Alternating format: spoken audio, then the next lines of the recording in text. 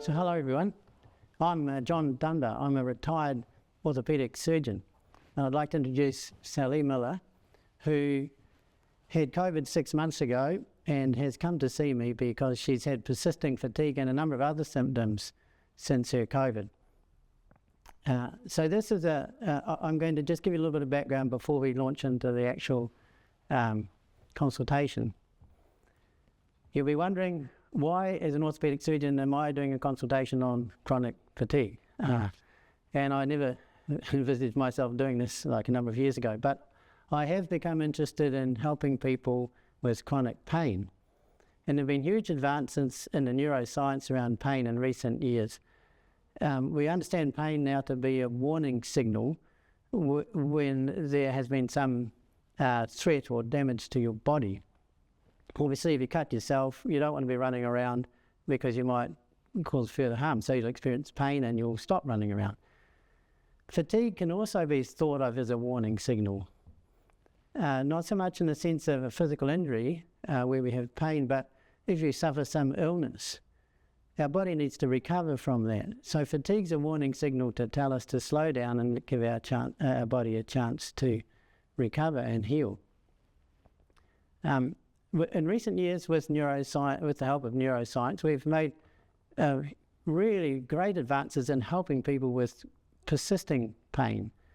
And when we look at it, persisting fatigue following various states is quite similar to persisting pain.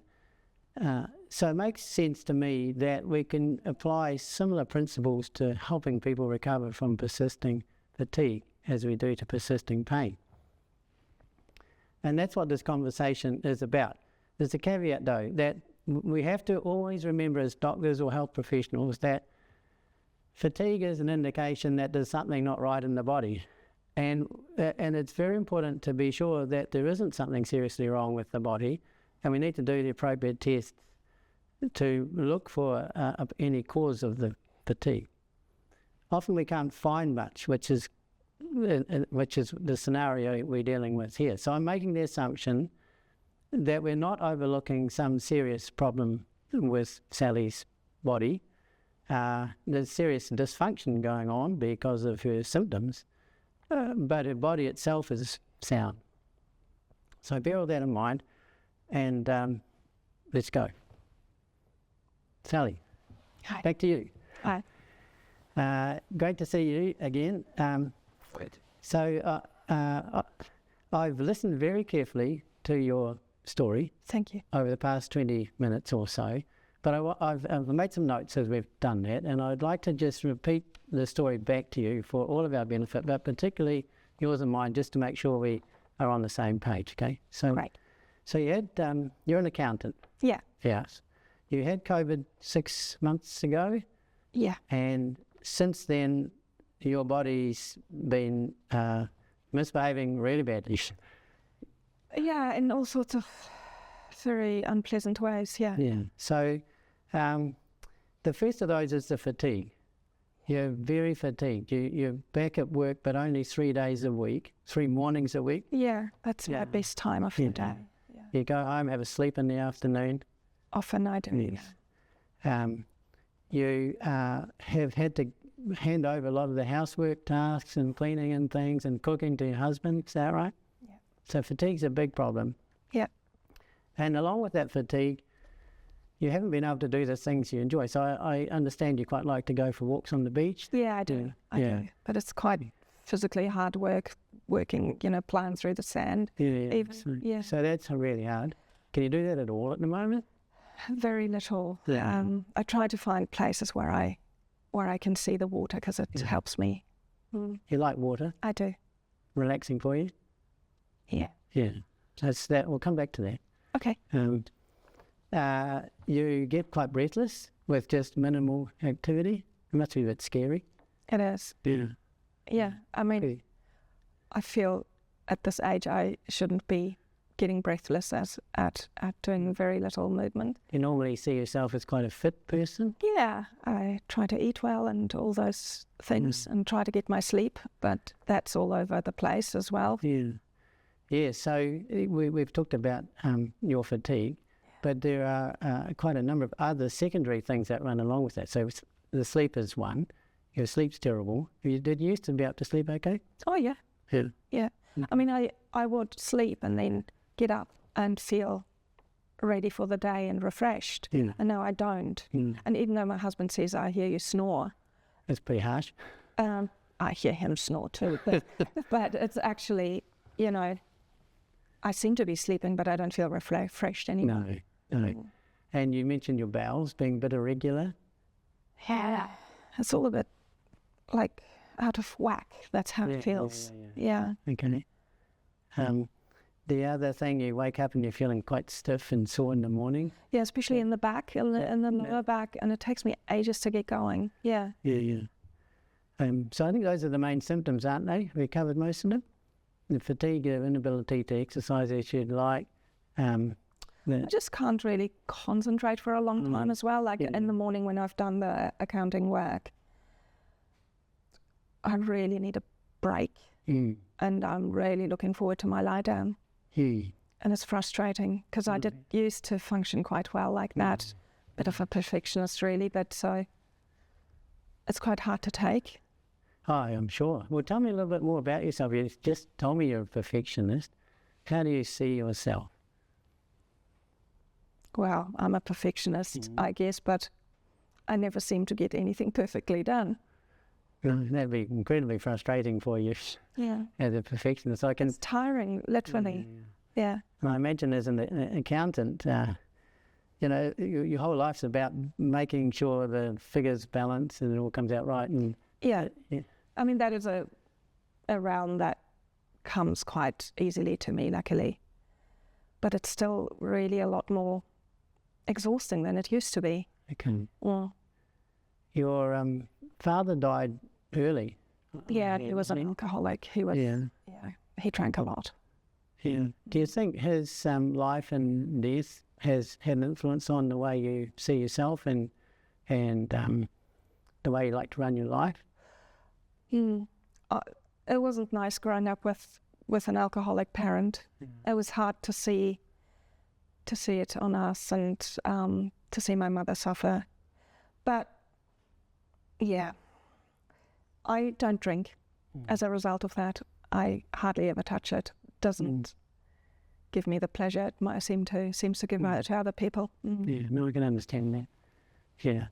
How about as an accountant, you that's a very precise kind of occupation to me. Yeah.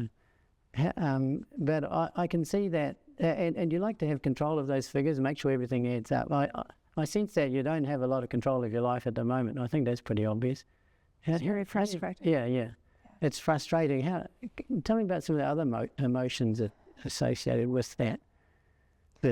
I'm feeling a little bit desperate, to be honest, because I do worry about whether this is going to linger and become chronic fatigue. And I do, I've tried, within my knowledge, I've tried to just push through it and do it nevertheless. And I was working for 5 full days a week and would not rest and just do what I used to do. But that didn't go down well at all.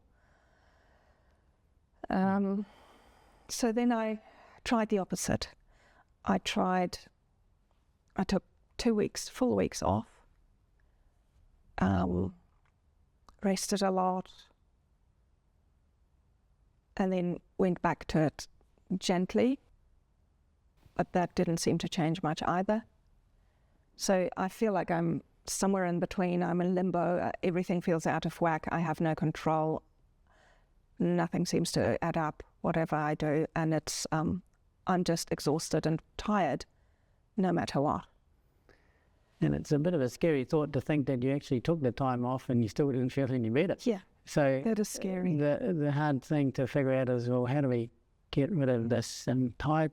And I've heard of this really scary sounding chronic fatigue. So I do worry whether I'm slipping down that slope.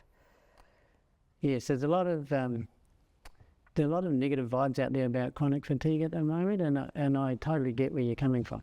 But that's why you're here, and I'm so excited to see you because I think I can help you a lot. Oh, really? I want to give you an explanation for what's happening, and because your story is actually very common. There are many people who have gone down the same pathway as you following COVID, but who have recovered. Right? Really? So I just want to see if we can explain things to you so you can turn yourself around and you can recover like a number of other people. And that's been my recent experience. In fact, as an orthopaedic surgeon, I haven't had a lot of experience in chronic fatigue, but I've been working with a couple of people recently, both of whom have done really well with the kind of explanation I've given them. So That could be amazing, yeah. That's really exciting for me. The second thing is that we can take heart from the fact you've had all those blood tests. You went to the GP, I know. GP's done all the appropriate blood tests, so we know that your body is actually functioning well. Okay. I had to... underneath the symptoms, your body... The results. The results from the blood test tell us that there's nothing wrong with your blood system and your thyroid gland and those kind of things. That's great. There. I mean, so that's encouraging. So it's a relief. So let's start with this explanation. Can you think of a time in your life where you've been under a lot of pressure? Yeah, when I was studying. Yeah, exam time. Yeah. And Dad was really unwell with his alcohol illness. And there was a lot on my plate, a lot going on. So tell me, how did that affect you? What do you remember? It felt stressful. It felt, yeah. I mean, I ploughed through it because I do, because I can. Or better, I was able to. Yeah. Well, we all get through, don't we? But when I look back at my exam time too, similar to you probably, and I can think of the sorts of problems that I had then. Like I remember studying for my medical exams, I would be eating the same, yet I'd lose weight. So I was burning up a lot of energy through that stress response. But tell me a bit more about how did the stress manifest itself for you back then? Tension headaches, tension just in my body, all sorts of, tight shoulders because I was a lot on the computer. A bit of,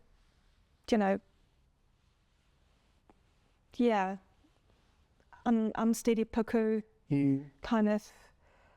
Sleep was a bit wobbly, but, that kind of stuff. That's how it felt, There's quite a similarity. Well, what you're telling me symptoms that you have now, really. Had you ever thought about that? You may not have had the fatigue so much back then, because I was younger. But probably had a bit more energy. But you can't afford to be fatigued when you're sitting in exams. You just have to get the work done. But those other things that happen to your body, similar to what's happening now. Had you thought about that? I haven't, but actually it does. Yeah, it makes sense. It's similar, some of it. Yeah, it's similar, but not exactly the same.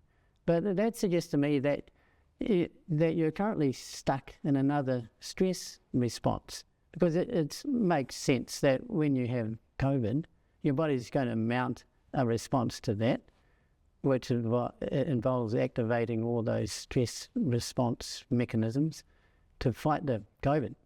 But for one reason or another, which I'll help explain to you, that state seems to have persisted even though you don't have COVID anymore. Yeah. That makes sense? Yeah. Yeah. So why is it still lingering? This is strange.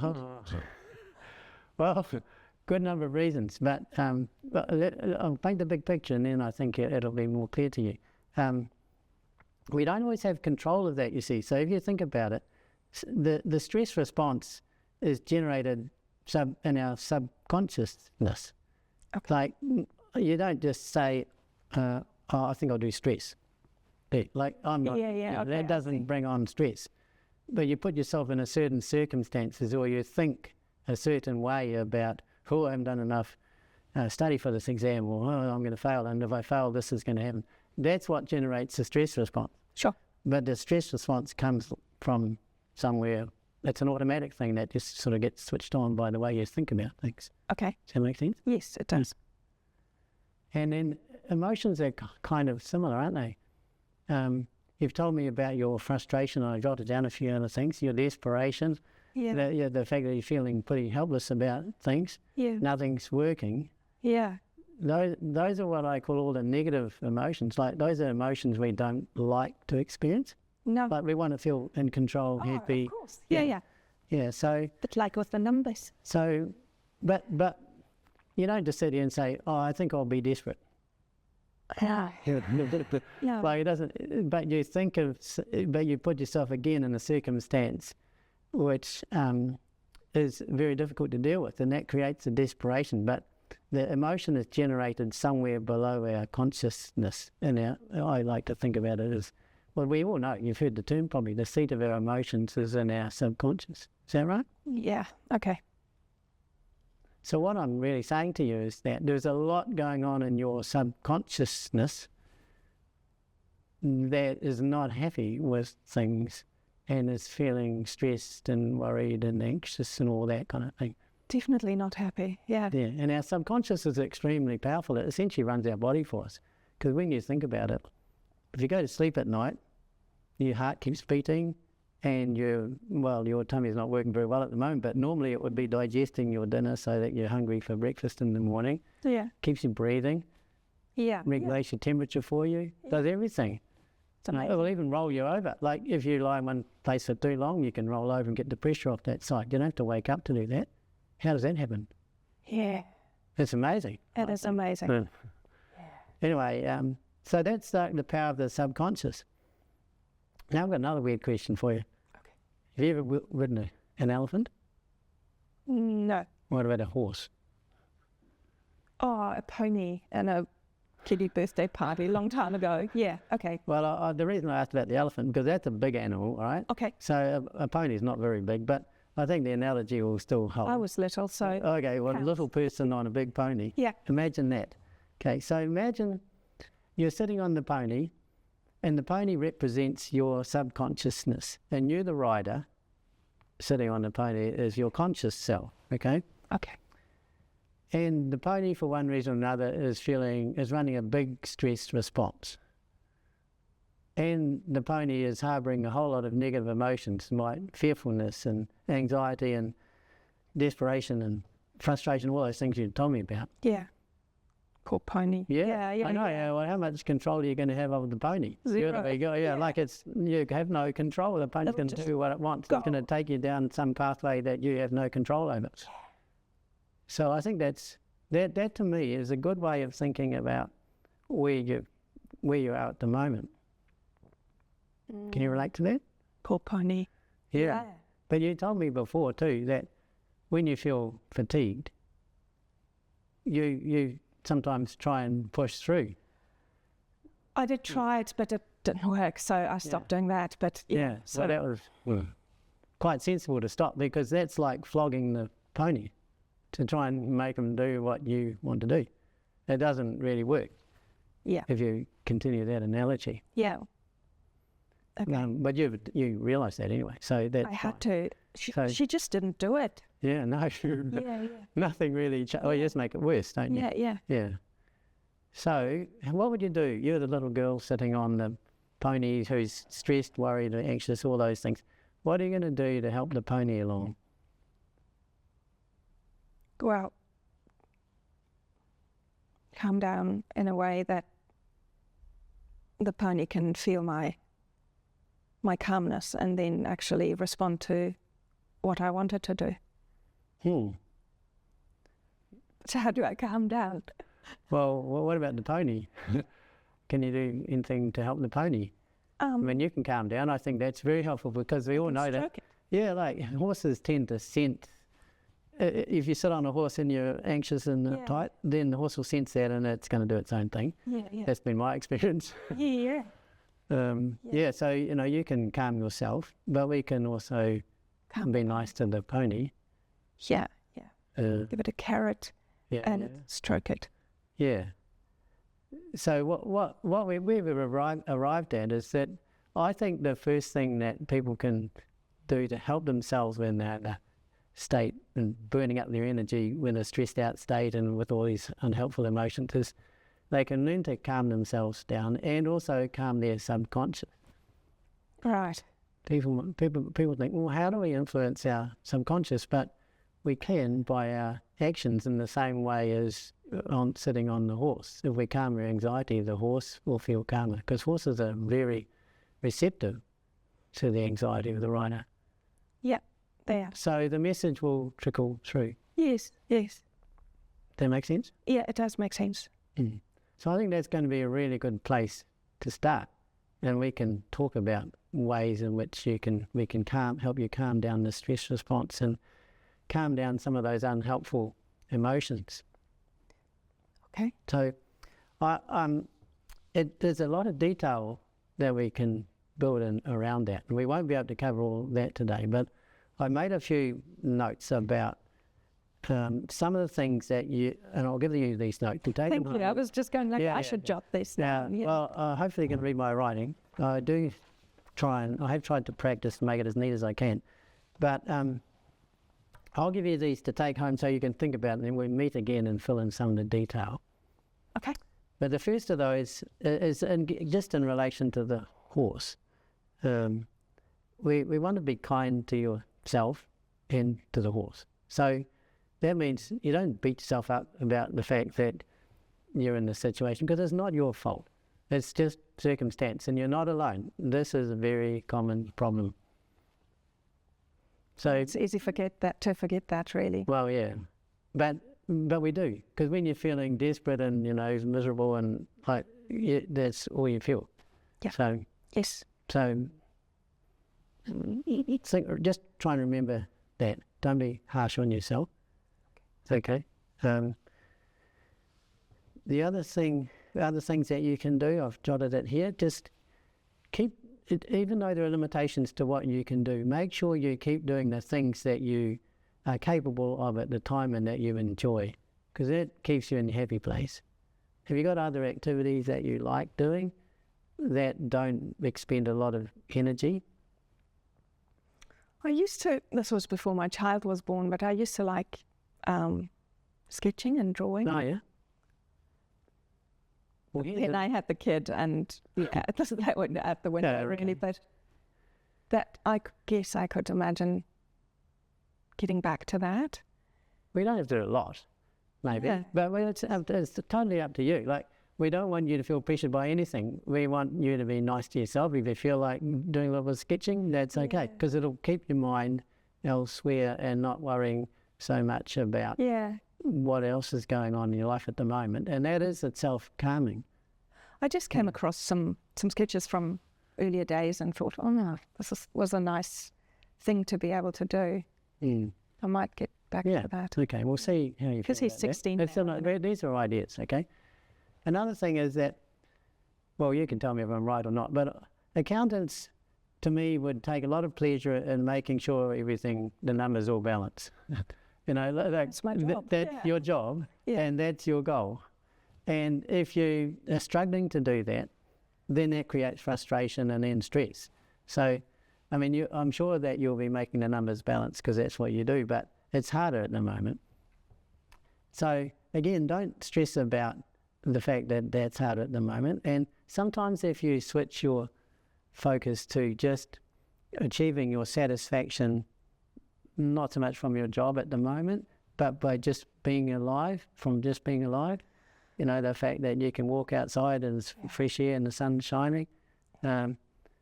Gratitude. Be grateful for what you have. And sometimes people benefit from actually writing that down. Write down lists of what you're grateful for. That seems like a corny thing. Or draw it. Yeah, or draw it. Like, that would be ideal for you. You draw little pictures of what you're grateful for and you put them on the fridge like your kids do when they're little, and look at it every day. And you can see where we're going. You already, I can tell from the way you're behaving or the way you're responding. Like, you've got a smile on your face. Yes, you don't look stressed and worried. Yeah. So, those are some ideas, okay? There's a few more. Okay. There are specific things we can do to decrease the stress response. And, you know all about, have you heard about adrenaline and cortisol and those kind of things? Yeah. Yeah. So adrenaline's produced by a sympathetic nervous system. That's the fight-fright response, when something happens.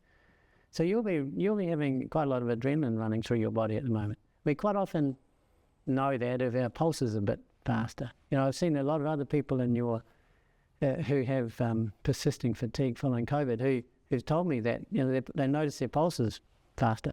So that means they're running a high level of adrenaline and cortisol off, and that's the stress response that puts you on edge all the time. Despite the tiredness. But you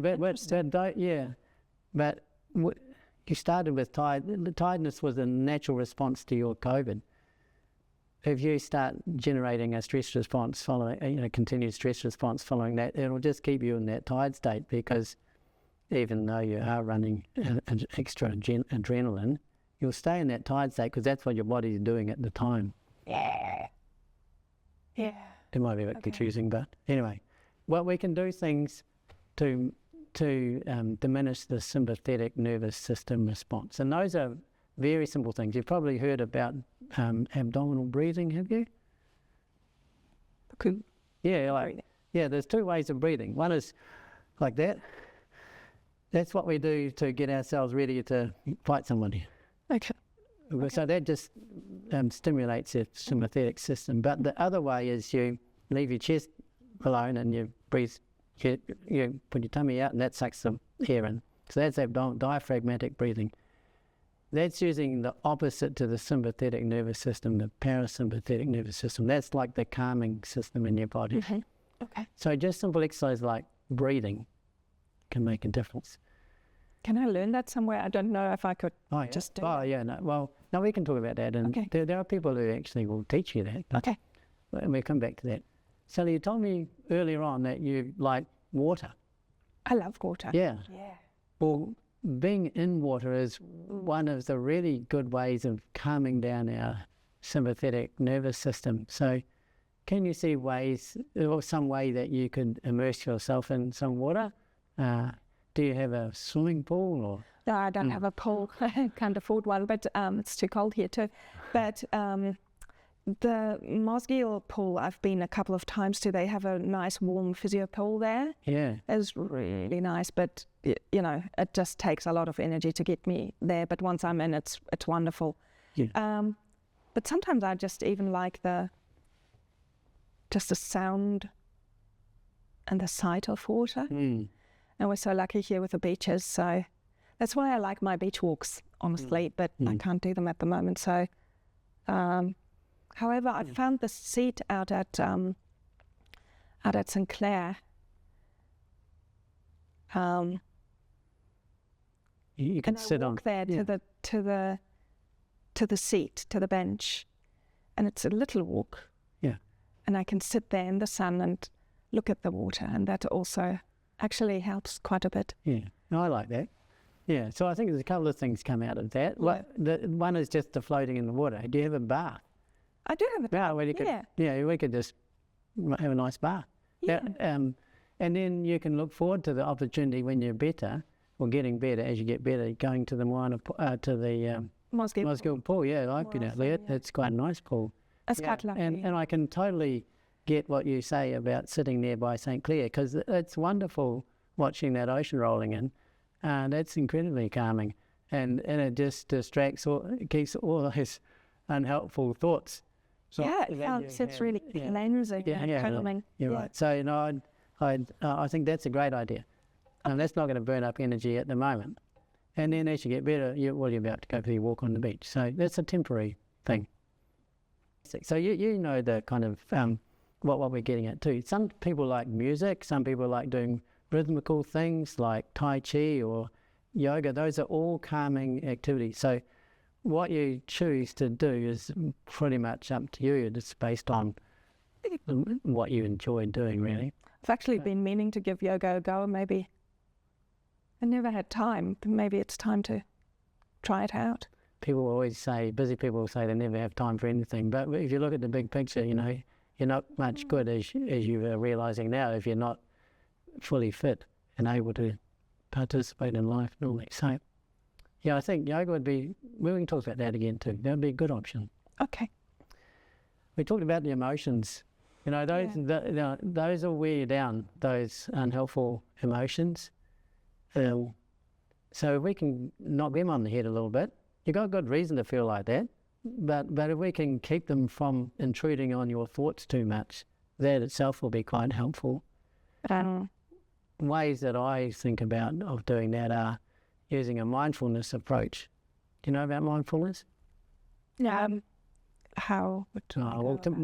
Mindfulness to me is where it's got a number of components, but one of the most important ones is just recognizing the thoughts that come into your head and accepting that that's the thought I have at the moment, but not passing judgment on it and not going down some rabbit hole because of that thought, but just letting it float on by and you carry on with some other activity. So in other words, if you suddenly feel a sense of complete helplessness, the next thought can be, oh no, what say I never get over this, and I've got no idea how I'm going to get right. You can see it like you just descend down the luge.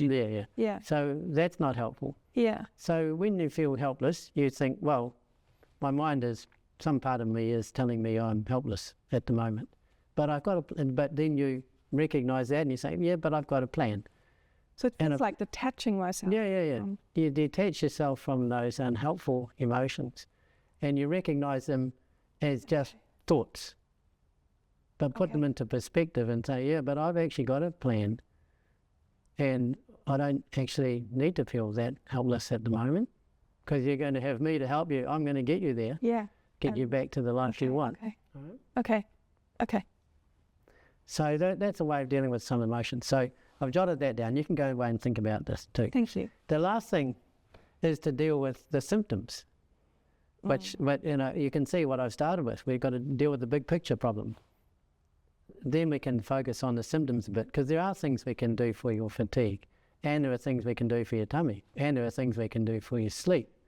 Right. Like there are techniques to improve sleep. You might benefit from some dietary advice because there may be some foods that are worse than others that you could avoid for a wee while to allow your tummy to settle down a bit. It's not the full answer, but it might help. And similarly, when it comes to dealing with the fatigue, you've already told me that pushing through just doesn't work. So what we have to do is come up with a plan where we keep you working within your limits. But as you continue to get better, we'll be able to expand those. But we just have to work with what we've got at the moment in terms of your energy level. So we need to set some targets around how much work you do, how much you go out, how much you walk, all those kind of things. Yeah. I mean, I have already reduced my work hours from 5 days a week full time to 3 mornings. That's along those lines, I guess. Yeah, it is. Yeah, that's very sensible. So we're just... I have no choice, really, but yeah. No, but it's hard bowing to it. It's so hard to bow to that. Yeah, I know, because that's not you. Yeah. But just at the moment, you aren't you, are you? Physically, you're not you, so we're going to have to change something and accept some limitations at the moment, right? It's temporary though. Yeah. And we'll make a plan so that you can see that maybe if you work, X number of hours one week, the next week we can build up to that plus a wee bit more. Okay. So we'll get you back to where you want to be. Just be patient for now. So it's like setting a goal, but we are moving slowly towards that within the capacities. Yeah, so in medicine we have a name for that. That's called pacing, which is, what's what the name implies. It's keeping within your capacities, but having goals and gradually expanding what you do. So I've given you a little summary of the things we can do to get you better, help you get better. You'll realise that I can't just give you a pill or do something to make you better. No. But what I'm trying to do is give you the understanding so that you can help yourself get better. And I'll be there. You and I can work together till you get there. Yeah. What do you think of that idea? It feels like I've got to do the work, really. I've got to figure out how to get there and actually really take one step at a time. Yeah. Without rushing and overtaking myself. Yes. Yeah. That's right. But I'm going to be here like the coach. Yeah. I'm going to help you. I've given you some ideas. You can expand those ideas to fit with your view of the world. And I'll be here just to help you. So what I think we should do today is I'll give you some of these notes I've made. You go home and have a look at them. Yep. Assimilate them in here. Sometimes to do that, it helps to explain it to your husband or your friend or whoever you like. The more you repeat what we've talked about, the more clear it becomes in your own mind. Yeah. What's going to help you. Yeah. And then perhaps we meet again in a week's time and we'll see how you're going. Okay. I would be hopeful that you'd be feeling a bit better already by then. Yeah. But no pressure, of course. Already feels a little bit like I feel less stuck. Yeah. Already. Because there's a plan. Yes. Having a plan gives you hope for the future. Yeah. Okay. That's amazing. Yeah, I'll take those notes. Here we go. Right. Anything else you want to ask me about today or any other questions or? Yeah, I guess I have to just read what you offer or think of and then see how it lands with me and... Yeah. Okay. Well, we'll set that time up for a week's time. I'll look forward to that. Cool. I think you're going to do well. Here you go. Thank you so much. Yeah. Wow, exciting. Yeah. Oh, wow. I'll see you. Yeah.